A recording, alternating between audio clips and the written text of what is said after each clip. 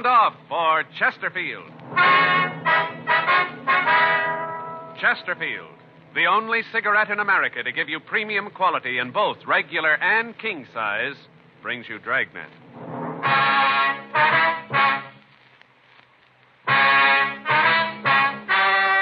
Ladies and gentlemen, the story you are about to hear is true. The names have been changed to protect the innocent.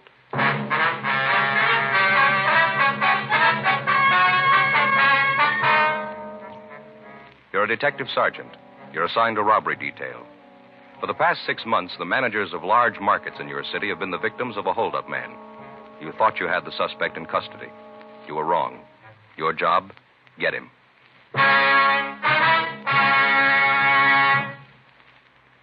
There's only one premium quality cigarette in America available in both regular and king size, and that is Chesterfield. Premium quality in a cigarette means the world's best tobaccos, the best ingredients, the best cigarette paper. Only Chesterfield gives you this premium quality in both popular sizes. King size Chesterfield contains tobaccos of better quality and higher price than any other king size cigarette. That's certainly important to every king size smoker. Of course, it's the same fine tobacco as in regular Chesterfield. There is absolutely no difference, except that king size Chesterfield is larger. Contains so much more of these premium quality tobaccos that you get more than a fifth longer smoke from king size Chesterfield. Yes, the modern way to sell cigarettes is the Chesterfield way. Premium quality, both regular and king size. And either way you like 'em, Chesterfields are much milder. Chesterfield is best for you.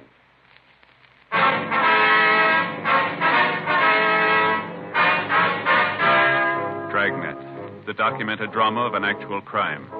For the next 30 minutes, in cooperation with the Los Angeles Police Department, you will travel step by step on the side of the law through an actual case transcribed from official police files. From beginning to end, from crime to punishment, Dragnet is the story of your police force in action. It was Saturday, March 22nd. It was cold in Los Angeles. We were working the day watch out of robbery detail. My partner's Frank Smith. The boss is Captain Didion. My name's Friday. We were on our way out from the office, and it was 9:36 a.m. when we got to 4623 Linwood, bakery shop. Yes, sir. Can I help you? Police officers, ma'am. Oh, yes, you want to see Mr. Jenkins. He's in the back. Right through that door. Thank you, ma'am. How is Mr. Jenkins? Well, he's all right. Got a bad cut on his head. The ambulance was here. Uh-huh. Do you know if there are any witnesses? I don't know. The other officers are checking it now, I guess. Mm-hmm. About how long have they been here? I'd say 10 minutes. All right, ma'am. Thank you. Who is it? Police officer, sir. My name's Friday. This is my partner, Frank Smith. Oh, what happened to the other officer? Well, he left, Mr. Jenkins. A couple of questions we'd like to ask you about this. Yeah, sure. Pull up that chair there. Thanks very much. You feel all right, sir? Yeah, headaches a little, but I feel okay. Guy from the ambulance said I should see my own doctor. I don't know when I'm going to get time to do that. It's nothing serious, a little cut. Yes, sir. Would you tell us just what happened here? Sure, there's not much to it. Where do you want me to start? Well, what time did the man come in? Oh, I see. It must have been about 6:30 this morning. I was just frying the donuts. I heard this knock on the back door, and I let him in. What did he look like, sir? Well, just like the descriptions in the paper. That's how I knew it was the Black Masked Bandit. Had the overcoat on, the hat, and the mask on his face. Was he carrying a gun? Yeah, it looked like a .38 revolver, long barrel. Mm-hmm. What happened then? Well, at first I couldn't figure it. You know, I'd read in the paper where he was robbing markets. I couldn't figure what he was doing in a bakery. He was alone then, huh? Yeah, at least I couldn't see anybody with him. All right, go ahead, sir. Well, he came in and sat down, told me to go ahead with what I was doing. Sat right over there in that chair. Mm-hmm. Leaned back against the wall and just talked. What did he talk about, do you remember? Just that, nothing special. Then he asked me to hand him one of the donuts I'd finished. Said he wanted one of the chocolate ones. I gave it to him. He just leaned back and ate it. I see. I asked him what he wanted. Why the gun, you know? Yes. He said he didn't want me to get any bright ideas. And he asked me how much money I had. Yeah. I told him I only had about $150, and he said that wasn't much. I said there wasn't, but it's all I had. And I asked him if he was going to rob me. What did he say to that? He said he probably would. Mm-hmm. All this time, did he keep the mask on? Yeah, he never took it off. How long was he here? Well, he got here, like I said, at 6:30. He left about 8:15, just before Vera came in. She's the one who found me. Vera? Yeah, she's the girl who takes care of the store. You probably saw her out front when you came in. Oh, yeah, sure. Go ahead. Well, I finished up with the donuts, and then I asked him if he'd like a drink. I said I had some brandy locked up and asked him if he'd like a shot. Mm-hmm. He said he would. I went over to get it. I keep it over there in that cupboard. And when I walked over, I had to walk right in front of him. Yeah. Well, you probably know it gets pretty hot in a bakery, the ovens and all. I guess he was kind of relaxed. Yeah. Well, when I walked by him, I grabbed his gun, took it right out of his hands, and he jumped up and told me to hand it over to him, said for me to give it back and I wouldn't get hurt. And I told him he had the shoe on the wrong foot, that I was calling things now. Yes, sir. What do you do then? Well, if I hadn't seen it with my own eyes, if it hadn't happened to me, I'd never believe it. What's that? When I took the gun away from him, he looked real surprised.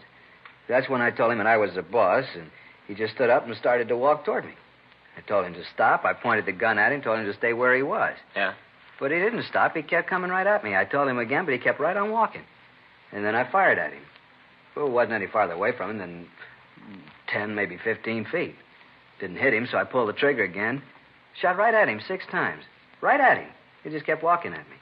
Now, at first, I thought the shells in the gun were blanks. And then I could see where the bullets were hitting. Well, there, you can see a couple of them in the wall. I couldn't believe my eyes. I missed him every time. What did he do right after you shot at him? When I fired the last shot, the gun clicked a couple of times. He just stopped and laughed. He said that I'd run out of bullets and that I'd better give the gun to him. Did you? Yeah, I threw it at him as hard as I could. I missed him then, too. The gun hit the floor, and I could see the sparks fly, and then he picked it up and came after me. I didn't think I'd be in much trouble. He looked so little. But when he grabbed at me, I knew I'd had it.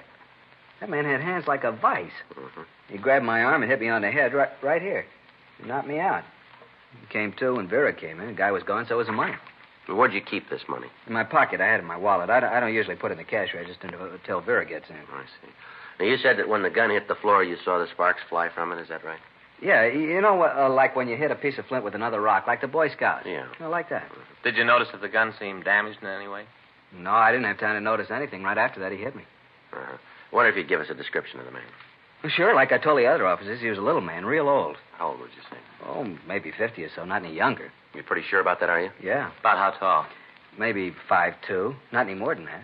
Kind of hard to tell with that big coat on. It looked like it was 5 or 6 sizes too big. Looked kind of funny at first, then you realized who he was, and it wasn't funny anymore. Mm-hmm. I wasn't too scared of him when I first saw him, even when he came at me, but when he grabbed my arm, I knew I had trouble. Yes, sir. Still can't understand it. 6 shots, and I didn't hit him once. I tell you, the guy's not human. Well, he's scoring pretty good for a ghost.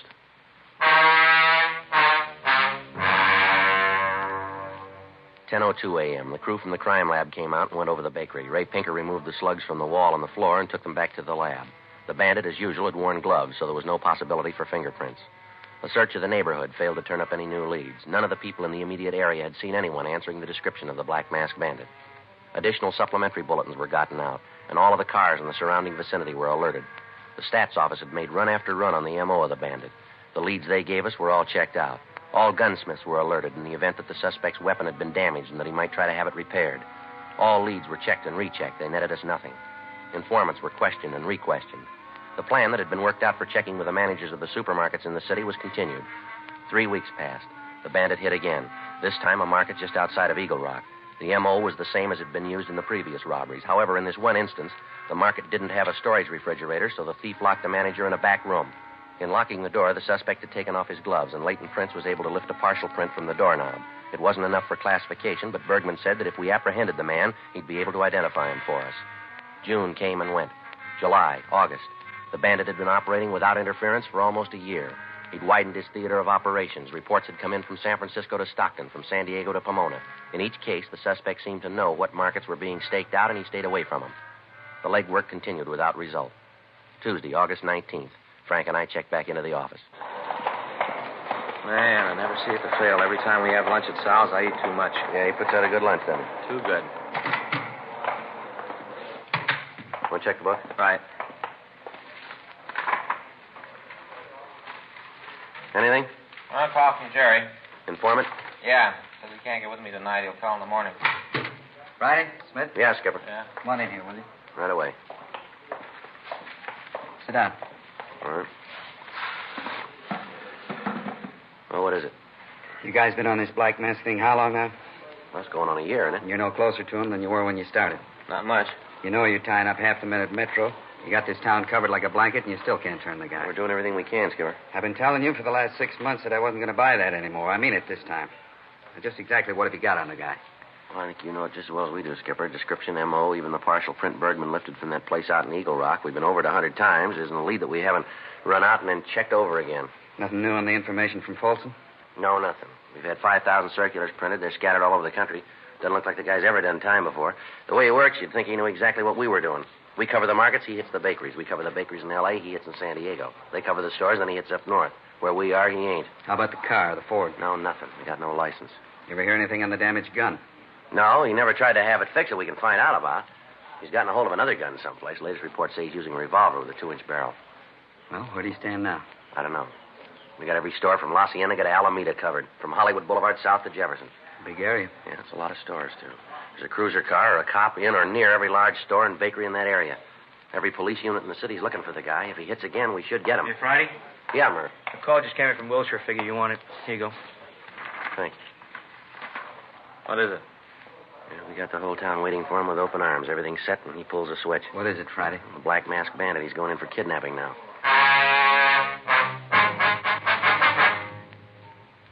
The local broadcast stated that the manager of one of the big supermarket chains in the city had been taken from his home about 2:30 in the morning. The bandit forced him to drive to the store and open the safe. The thief then bound the manager and left the premises. The manager gave us a complete description of the bandit, and locals and APBs were gotten out on him. In this instance, the thief didn't use his own car. He forced the manager to drive his car to the market.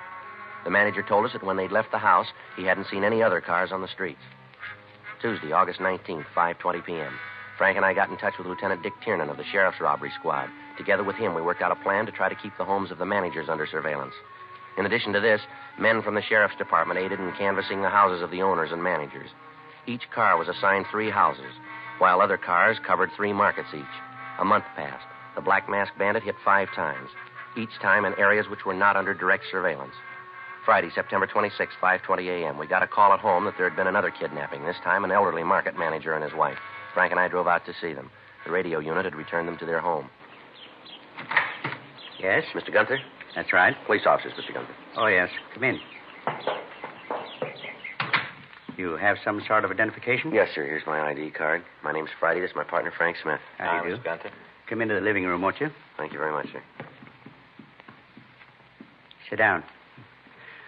Hope you didn't mind my asking about your identification. Just that the way things have been happening, you can't be too sure. Yes, sir, we understand. Now, I wonder if you'd mind telling us what happened. Sure. Awful thing. Awful. Just can't believe that a man his age would do a thing like this. Seems that he'd know not to be so cruel. Yes, sir. Just what did happen? Well, last night, must have been about 2 or 2:30, I woke up with this flashlight shining in my eyes. Mm-hmm. First, I didn't know what it was. Just this real bright light, you know. Yes, sir. Well, right away, of course, I knew there was somebody else in the room. About that time, Agnes woke up. Agnes is my wife. Yes, sir. Anyway, she woke up, wanted to know what was going on. I told her I didn't know. All this time, that light didn't move. Just stayed in one place and shone right in my eyes. Yes, sir. Then we heard this voice tell us to get out of bed. Said he wanted me to go with him. I told him to get out of the house, that I didn't want any trouble. If he wanted money, he'd find all we had in the house right on the dresser with my wallet. Mm-hmm. Could you see who the person was, sir? No, not then. The light and all. But I got out of bed, and then I could see. A little old man with a black mask over his eyes. How could you tell his age, sir? Well, just could, that's all. Little beady eyes, and his mouth mean. Never saw a mouth like that on a young man. His voice was old, I could tell. Yes, sir. Well, he told me to get dressed. Said that I should hurry up about it. Was he armed? Could you tell that? Yes, I could see it. He was holding a gun. All this time, Agnes was yelling at him to get out of the house. She's not well, you know. Yes, sir. Agnes, she has a bad heart. Uh-huh. Been with the doctor for years. Takes pills and medicine. That's the big reason that I did what he said. I didn't want there to be any trouble to get Agnes excited. I understand. Well, finally I told him if he'd get out of the room and leave her alone, I'd do what he wanted. Not to give him any cause to hurt anyone. Mm-hmm. Then he did about the meanest thing he could have done. Told Agnes to get out of bed. Said for her to get up and get dressed and go with us. Just can't understand why he'd want to do a thing like that. Just plain meanness. Yes, sir. Did your wife do what he said? Well, at first she said she wouldn't do it. Really told him off. I thought he'd maybe get mad and hit her. He was mean enough to do it. Mm-hmm. Well, finally, I asked her to do what he wanted. Figured that'd be the easiest way of getting him out of the place. I thought that maybe I could talk him out of taking her with us, but I couldn't. He made you leave the house then? Yeah, told me to get the car out of the garage, and then he and Agnes get in the back seat. Made me drive down to the store. Did you notice any other cars in the area? Any cars parked near your house that weren't usually there? No. On the way to the store, though, I saw a police car. I thought about trying to attract their attention. He must have thought about it, too, though. Why'd he say that? Well, he told me that if I did anything to call attention to us, he'd kill Agnes. I think he would have, too. I didn't do anything to get him upset. Yes, sir. Well, we got to the market, and he made me open the safe, and then he took the money and tied us up. I begged him not to tie Agnes. I've never done that before, Sergeant. I'm 52, and I've never begged a man for anything, but I did this time. Begged him not to kill Agnes. I knew that if he tied her up like he said he was going to, it'd kill her. Pleaded with him, but it didn't do any good. Tied her up and put that tape over her mouth. One thing I can say for him, though, just one. He called the police and told them where we were. If he hadn't done that, I think we'd have both died. Agnes almost suffocated. Where's your wife now, Mr. Gunther? In the other room. Doctor's with her. He gave her a sedative. Awful thing, Sergeant. I just don't know how anyone could be that mean. Well, just one reason we can think of. What's that? He's had a lot of practice. 11:30 a.m. We talked to Mrs. Gunther. She told us pretty much the same story that we'd gotten from her husband. The police car in the area was contacted, but they reported that they hadn't noticed the Gunther car. The unit that was patrolling the area around the store was contacted. They reported that they had checked the store at 3:15 a.m. At that time, there were no lights and no suspicious cars in the vicinity. The Black Mask Bandit had been working for over a year. In that time, he'd robbed 59 stores that we knew of. His theater of operations had taken him from Northern California right down to the Mexican border, from the desert to the beach. He'd stolen approximately $500,000. The entire nation had received communications carrying the description of the suspect. The entire facilities of the police and sheriff's departments in Los Angeles were devoted to apprehending him. Thousands of man-hours had gone into stakeouts and searches. None of them produced any results. As the case grew in importance, robbery detail began to get an average of 30 calls a day from well-meaning citizens with information. Every lead, no matter how remote, had to be checked out. This meant more hours of legwork and interrogation. Every officer in the Southland was looking for the bandit. Every car and motorcycle on the streets had his description. None of it did any good. Thursday, October 2nd, 11:05 p.m. Frank and I checked back into the office. Well, there's another one that didn't go anyplace. Yeah, you want to fill out the reports? I'll check the book. Yeah. Never fails, does it, Joe? What's that? Oh, something like this one comes along. Some people use it to get back at their neighbors. Take that deal tonight. It's pretty silly, huh? I'd like to know who gave us that tip. There's something kind of sneaky about anonymous phone calls. Well, we'd miss a lot of breaks if we didn't get them. Yeah. You figure we're ever going to nail this guy? Who knows? I'm getting a little punchy.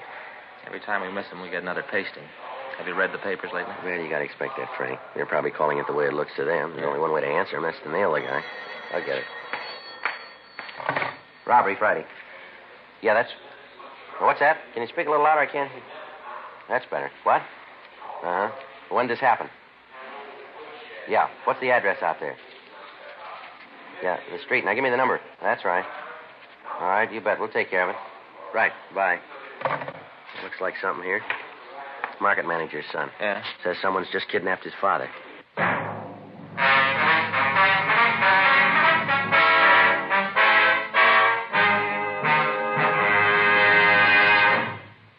You are listening to Dragnet, the authentic story of your police force in action.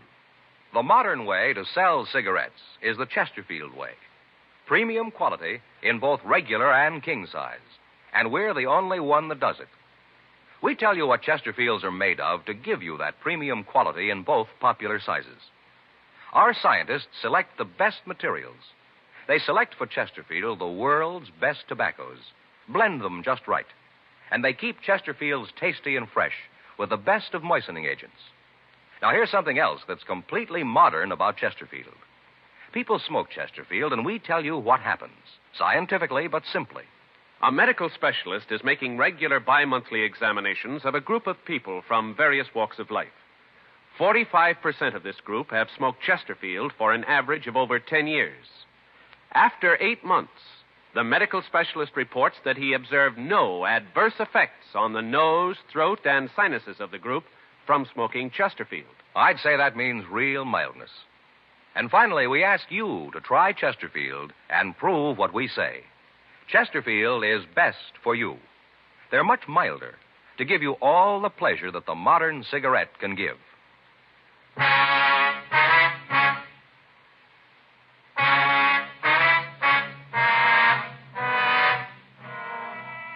$11:23 p.m. Frank and I checked the manager's name on the list. We got the address, and 7 minutes later, we pulled up in front of the store. In the rear of the store, we could see 2 men. One was dressed in a bathrobe, the other in a large overcoat with a brown hat pulled down over his eyes. Parked in front of the store was a dark blue 1951 Lincoln. We checked the car and found that it bore the registration of Donald Anderson, the manager. Frank went around to the rear door of the market, and I covered the front entrance. We waited.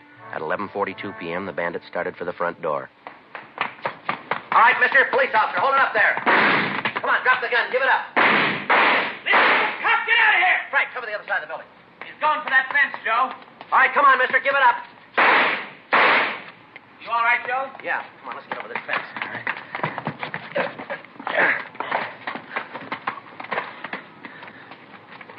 He's not over here. No, we missed him. He must have got over that wall. I'll get back to the car and notify the radio units. All right. You think you hit him? I don't know. I might have. Let's check the ground by the fence. You got your flashlight? Yeah, here it is. Hold it, Joe. Huh? Here. See? By the fence. Oh, yeah. Blood stains, quite a few of them. I'll stay here and check. Okay, I'll be right back. Watch yourself. Yeah.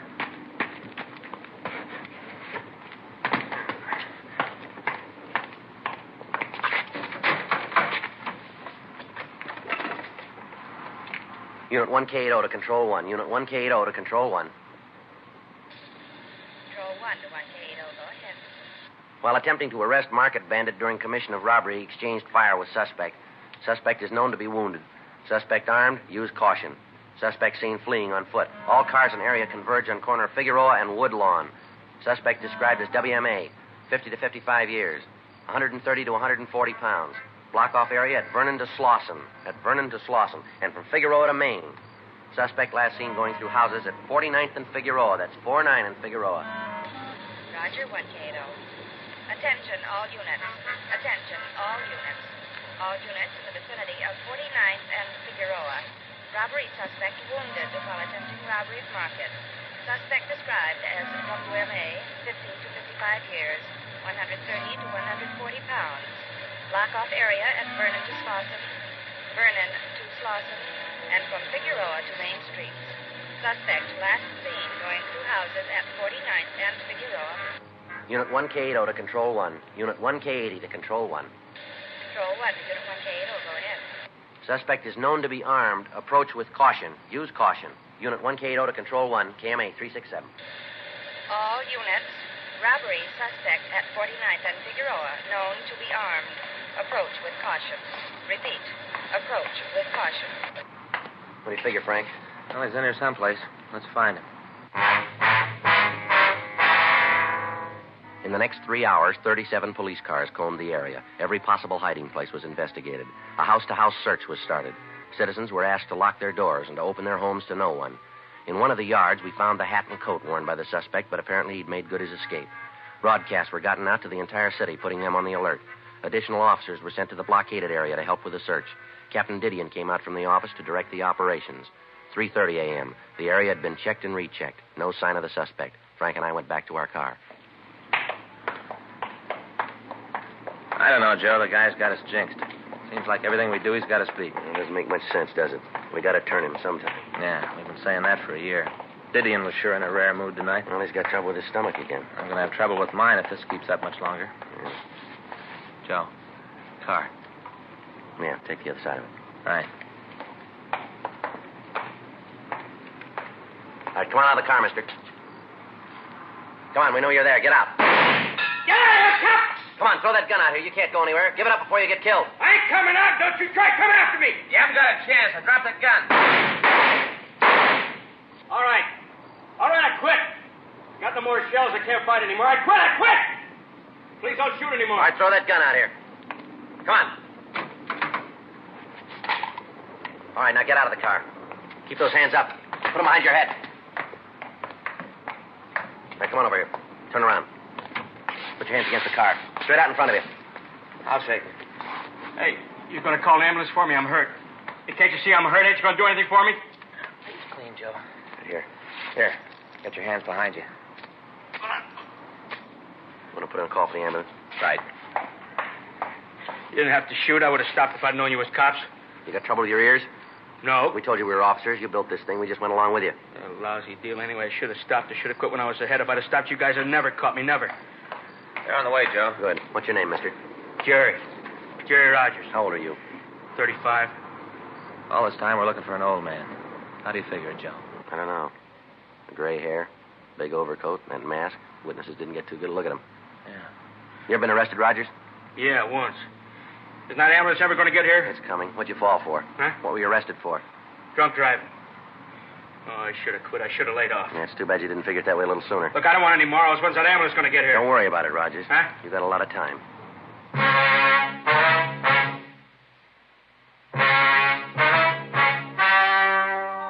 The story you have just heard was true.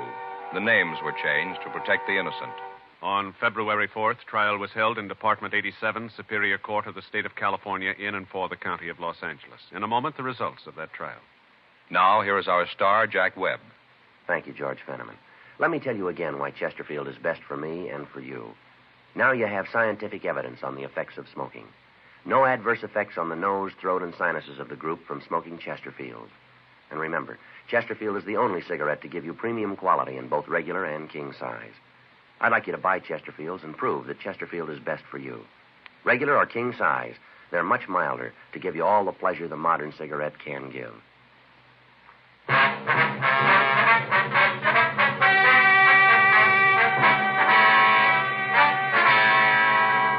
Gerald Stephen Rogers was tried and found guilty of 12 counts of robbery in the first degree and 4 counts of kidnapping. He was sentenced to life imprisonment in the state penitentiary, San Quentin, California. Ladies and gentlemen, the National Safety Council reminds you to make sure your car is really in shape for winter driving. Check headlights, windshield wipers, tires, and brakes. And then winterize your driving. Get the feel of the road when you start out. Keep well behind the car ahead. Instead of slamming on brakes and starting a skid, pump your brakes to slow down or stop. And always take your time. You have just heard Dragnet, a series of authentic cases from official files. Technical advice comes from the Office of Chief of Police W.H. Parker, Los Angeles Police Department. Technical advisors, Captain Jack Donahoe, Sergeant Marty Wynn, Sergeant Vance Brasher. Heard tonight were Ben Alexander, Ralph Moody, Harry Bartell, Jack Crucian. Script by John Robinson. Music by Walter Schumann. Hal Gibney speaking. Sound off for Chesterfield. Either way you like them, regular or king size, you'll find premium quality Chesterfields much milder. Chesterfield has brought you Dragnet, transcribed from Los Angeles.